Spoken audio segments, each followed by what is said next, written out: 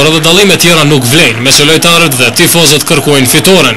Qyteti i Gjilanit për një ditë jeton me futbollin dhe ndon se ky derbi nuk e ka as cilësinë as rivalitetin e dikurshëm, mbetet derbi më i mirë lokal në Kosovë. Dhe dueli i parë këtyre dy ekipeve këtë sezon ishte interesant, me që Drita ngadalë po mundohej të ikte nga fundi i tabelës, kurse Gjilani ishte në krizë të rezultateve sepse kishte 5 ndeshje pa fitore.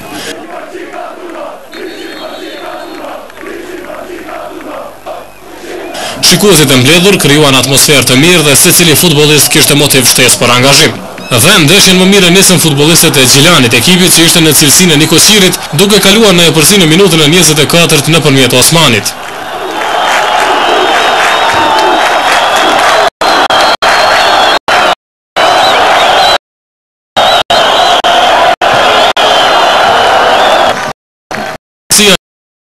Vetëm 9 minuta. Drita që në këtë radhë dhe Emir Imamin arrita barazatin e 30 afririt.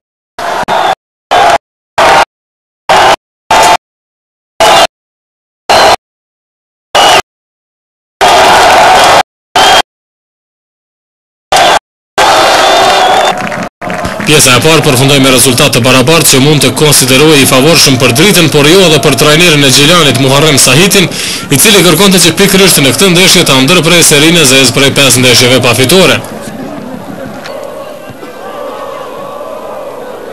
Sahiti në këtë ndeshje nga banka inkuadroi xokerën e tij Liridon Hasanin, i cili pas këtij krosimi të Xhevdet Mujit shënoi për t'i dhënë Gjilanit epërsinë 2-1.